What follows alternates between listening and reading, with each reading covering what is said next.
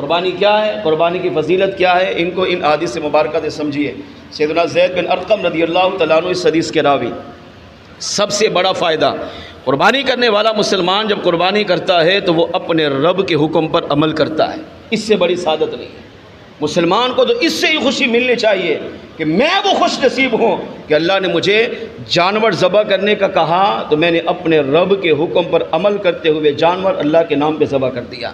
Number 2، قربانی کرنے والے کو دوسری سعادت یہ ملتی ہے کہ جب وہ جانور اللہ کے نام پہ ذبح کرتا ہے تو وہ پیارے آقا صلی اللہ تعالیٰ علیہ وآلہ وسلم کی سنت پر عمل کر رہا ہوتا ہے۔ میرے آقا علیہ السلام کی مدنی زندگی کتنی؟ 10 سال،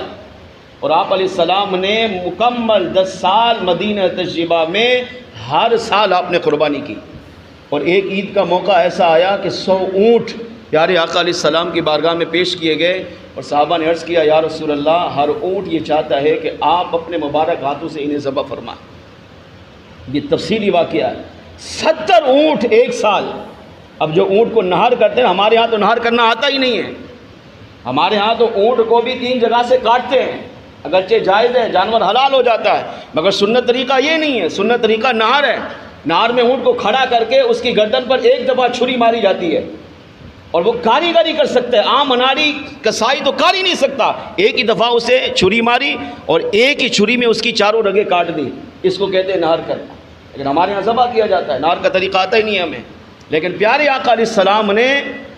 70 اونٹ اپنے مبارک ہاتھوں سے ایک سال بقرہ عید کے موقع پر ذبح کیے، اور صحابہ کرام علیہ رضوان کا آنکھوں دیکھا حال یہ، صحابہ کہتے ہیں خدا کی قسم جب 100 اونٹ باندھے ہوئے تھے اور آپ علیہ السلام ایک اونٹ کو جب ذبح فرماتے تھے، ہم نے اپنی آنکھوں سے دیکھا ہر اونٹ یہ تڑپتا تھا، مچلتا تھا۔ ہمارے ہاں اگر اونٹ کے سامنے اونٹ کو ذبح کرو تو دوسرا اونٹ پریشان ہوتا ہے، وہ گھبراتا ہے کہ اب اس کے بعد میری باری ہے، لیکن آقا علیہ السلام نے جن اونٹوں کو اپنے مبارک ہاتھوں سے ذبح کیا، صحابہ کہتے ہر اونٹ حضور کی طرف لپکتا تھا، دوڑتا تھا، مارنے کے لیے نہیں، اس لیے دوڑتا تھا، لپکتا تھا۔ ہر اونٹ کی تمنا تھی کہ مصطفیٰ جان رحمت کے مبارک ہاتھوں سے سب سے پہلے میں اللہ کے نام پہ ذبح ہو جاؤں۔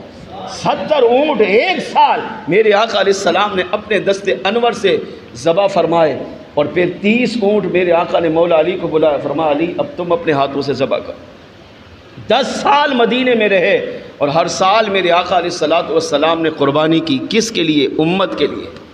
میری امت، تاکہ وہ بھی قربانی کرے۔ علماء نے کہا قربانی کا دوسرا فائدہ یہ ہے کہ قربانی کرنے والا یہ تصور کرے میں قربانی کر رہا ہوں اللہ کے لیے، مگر ساتھ ساتھ اس قربانی کرنے پر میں اپنے نبی کی سنت کو بھی ادا کر رہا ہوں۔ تیسرا فائدہ، سیدنا زید بن ارقم رضی اللہ تعالیٰ عنہ فرماتے ہیں صحابہ کرام علیہ رضوان پیارے آقا علیہ السلام کی بارگاہ میں حاضر ہوئے، عرض کیا یا رسول اللہ صلی اللہ علیہ وسلم یہ قربانیاں کیا ہیں؟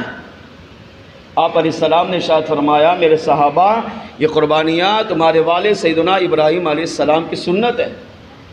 انہوں نے اللہ کے نام پر، اللہ کے حکم پر اپنے بیٹے کو ذبح کرنے کے لیے تیار ہو گئے، اگر اللہ نے ان کی قربانی قبول کی، ان کی جگہ جنت سے دمبا لایا گیا، اس دمبے کو ذبح کیا، مگر اللہ نے ان کی یاد کو قیامت تک باقی رکھا، کیونکہ اللہ کو ان کی ادا یہ پسند آئی۔ رب یہ چاہتا ہے میرے خلیل ابراہیم علیہ السلام کی اب یہ ادا قیامت تک باقی رہے، تو اللہ نے ان کی ادا کو قیامت تک باقی رکھنے کے لیے قربانی کو میری امت پر واجب قرار دیا۔ فرمایا تمہارے والد ابراہیم علیہ السلام کی سنت قربان صحابہ پر، عرض کیا یا رسول اللہ صلی اللہ علیہ وسلم کیا قربانی کرنے پر ثواب بھی ہے؟ آپ علیہ السلام نے ارشاد فرمایا ہاں بے انتہا اجر و ثواب ہے، اور اس حدیث میں میرے آقا نے جو ثواب بیان کیا وہ یہ ارشاد فرمایا قربانی کے ہر کھال کے ہر بال کے بدلے قربانی کرنے والے مسلمان کے نامہ اعمال میں اس کی نیکیاں لکھی جاتی ہیں۔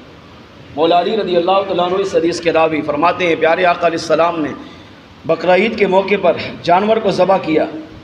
اور پھر میرے آقا علیہ السلام ذبح کرنے سے پہلے گھر تشریف لائے، اور اپنی لخت جگر شہزادی کونین بی بی فاطمہ الزہرا رضی اللہ تعالیٰ عنہ سے فرمایا بیٹی فاطمہ کھڑی ہو۔ آپ کھڑی ہو گئی، میرے آقا علیہ السلام اپنی شہزادی کو اپنے ساتھ لے کر جانور کے پاس لے کر آئے، اور آپ علیہ السلام نے اپنے مبارک ہاتھوں سے پھر جانور کو ذبح فرمایا، اور اپنی بیٹی لخت جگر شہزادی کونین بی بی فاطمہ الزہرا رضی اللہ تعالیٰ عنہ سے ارشاد فرمایا میری بیٹی فاطمہ یہ وہ جانور ہے جو اللہ کے نام پہ ذبح ہوتا ہے مگر فائدہ اپنے مالک کو دیتا ہے، کیا فائدہ دیتا ہے؟ ارشاد فرمایا اس کا قطرہ، خون کا قطرہ زمین پر بعد میں گرتا ہے، اللہ کریم قربانی کرنے والے کے گناہ اس سے پہلے بخش دیتا ہے۔ نمبر 3 ارشاد فرمایا جانور کو مسلمان نے رب کے نام پہ ذبح کیا، کیا یہ ضائع ہو گیا؟ نہیں، آقا علیہ السلام نے ارشاد فرمایا جب قیامت کا دن ہوگا یہی جانور اللہ کی بارگاہ میں پیش ہوگا، اس کا سر نہیں ہوگا، ہاتھ نہیں ہوں گے، پاؤں نہیں ہوں گے، کھال اتری ہوگی، خون سے کٹا ہوا ہوگا، رب کی بارگاہ میں آئے گا، اللہ سے ہم کلام ہوگا، میرا رب پوچھے گا جانور تجھے کیا ہوا، تجھے کس نے مارا، کس نے ذبح کیا؟ وہ عرض کرے گا اے اللہ تیرے فلاں بندے نے مجھے ذبح کیا۔ کس کے نام پہ ذبح کیا؟ فرمایا عرض کرے گا تیرے نام پہ ذبح کیا۔ اللہ فرمائے گا بتا تو کیا چاہتا ہے؟ آقا علیہ السلام نے ارشاد فرمایا بیٹی فاطمہ وہ جانور جب اپنے بال کھال سب کچھ اللہ کی بارگاہ میں لے کر حاضر ہوگا تو اللہ پوچھے گا کیا چاہتا ہے؟ جانور عرض کرے گا اے اللہ میں چاہتا ہوں جس نے مجھے تیرے نام پہ ذبح کیا اس کی بخشش فرما کر اسے جنت میں داخل فرما۔ میرے آقا علیہ السلام فرماتے اسی جانور کو قیامت کے دن وہ جانور اللہ کی بارگاہ میں شفاعت کر کے اپنی قربانی کرنے والے مالک کی بخشش کروا کر جنت میں داخل کروائے گا۔ مولا حسن رضی اللہ تعالیٰ عنہ نے بڑی پیاری بات ارشاد فرمایا لوگو قربانی کو عام مت سمجھنا۔ مولا علی کے لخت جگر امام حسن مجتبیٰ نے کتنی پیاری بات فرمایا اس قربانی کو عام مت سمجھنا، اگرچہ گناہوں کی وجہ سے کوئی امتی جہنم کا حقدار بن بھی گیا مگر اس نے بقرہ عید میں قربانی کی، جانور کو رب کے نام پہ ذبح کیا ہے، قیامت کے دن یہی جانور اس امتی اور جہنم کے بیچ میں رکاوٹ بنے گا۔ جی ہاں یہ جانور کھڑا ہو جائے گا، اگرچہ فرشتے گھسیٹ کر دوزخ کی طرف لے کر جا رہے ہوں گے مگر آپ نے جس جانور کو ذبح کیا یہ جانور حائل ہوگا، یہ کہے گا اے اللہ اگرچہ یہ گناہ گار ہے میں جانتا ہوں جہنم کا حقدار ہے مگر یہ تو دیکھ اس نے مجھے تیرے نام پہ ذبح کیا، میں نے اپنی جان تیرے نام پہ دی ہے، مجھے ذبح کرنا اس بات کی دلیل ہے کہ یہ قربانی کرنے والا اللہ تو اس سے محبت کرتا ہے۔ امام حسن مجتبیٰ فرماتے ہیں وہ جانور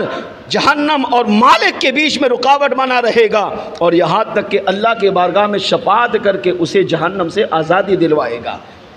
اور سیدنا عباس رضی اللہ تعالیٰ عنہ نے کتنی خوبصورت بات ارشاد فرمایا، آپ نے ارشاد فرمایا لوگوں قیامت کا دن کتنا ہولناک ہوگا، نفسا نفسی کا عالم ہوگا، ہر بندہ سوچ رہا ہوگا آج میرے بارے میں کیا ہے۔ اگر تم چاہتے ہو کہ قیامت کی ہولناکیوں سے بچ جاؤں تو فرمایا خوش دلی کے ساتھ اللہ کے نام پر قربانیاں کرو، خوش دلی کے ساتھ، شوق کے ساتھ، محبت کے ساتھ قربانیاں کرو۔ فائدہ کیا ہوگا؟ عباس رضی اللہ عنہ فرماتے ہیں اس کا سب سے بڑا فائدہ یہ ہوگا کہ جب تو میزان عمل پہ آئے گا اور تیری نیک اعمال کا پلہ کم ہو رہا ہوگا، گناہوں کا پلہ بھاری ہوگا، نیک اعمال کا ہلکا ہوگا، فرمایا یہی جانور جس کو تو نے اللہ کے نام پہ ذبح کیا تھا اسی جانور کو تیرے نیک اعمال کے پلے میں رکھا جائے گا اور اس کی برکت یہ ہوگی ثواب کتنا ہوگا ایک جانور کا؟ فرمایا نہیں 70 گنا بڑھا کر اللہ کریم اس کے وزن کو بڑھا دے گا، 70 درجے ایک قربانی کرنے پر اللہ ثواب بڑھا دیتا ہے۔ جب یہی قربانی کا جانور میزان کے پلے میں رکھا جائے گا تو عباس فرماتے ہیں تیرے نیک اعمال کا پلہ بھاری ہو جائے گا اور اسی جانور کی وجہ سے اللہ تیری بخشش فرما کر تجھے جنت عطا فرمائے گا۔ اور جنت میں جب جائیں گے تو کہاں سے گزریں گے؟ پل صراط سے۔ پل صراط کیا ہے؟ بال سے باریک تلوار سے تیز، پاؤں رکھتے ہی کٹ کر انسان دوزخ میں گر رہا ہوگا، دوزخ کے اوپر یہ پل بنا ہوگا۔ اب بتائیں بال سے باریک ہے اور تلوار سے تیز ہے، انسان کیسے گزرے گا؟ لیکن آقا علیہ السلام نے اس کی پوری تفصیل بیان کی۔ کوئی ایسے ہوں گے جو پلک جھپکنے سے بھی پہلے گزر جائیں گے، بجلی کی تیزی سے بھی پہلے گزر جائیں گے، کوئی چل رہے ہوں گے، کوئی بیٹھ کر جا رہے ہوں گے، کسی کو گھسیٹا جا رہا ہوگا، کوئی پار کر رہا ہوگا، کوئی گر رہا ہوگا، مگر قربانی کرنے والا خوش نصیب سنے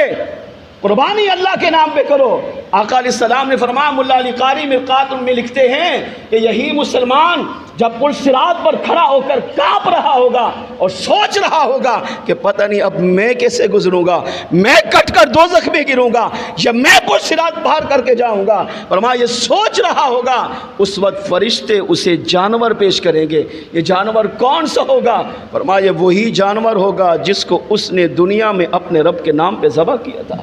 جس جانور کی قربانی کی تھی، فرشتے کہیں گے قربانی کرنے والے گھبرا مت، تو سوچ رہا ہے کیسے پار ہوگا، اس جانور پر سوار ہو جا، یہ جانور تجھے بجلی کی تیزی کی طرح پل صراط پار کرا دے گا۔ اب وہی قربانی کرنے والا اس جان پر سوار ہوگا، اور میرے آقا فرماتے ہیں وہی سواری اسے پل صراط سے پار کرا کے اسے جنت میں داخلے کا ذریعہ بنے گی۔ ان تمام حدیثوں سے پتہ چلا کہ وہ قربانی اللہ کی عبادت ہے، لہذا مسلمان کو چاہیے کہ جب قربانی کے ایام آئے تو اس عبادت کو خوش دلی کے ساتھ کرے، تاکہ رب کریم نے اس کا جو اجر و ثواب بیان کیا وہ مسلمان کو بھی حاصل ہو سکے۔ اللہ کریم ہمیں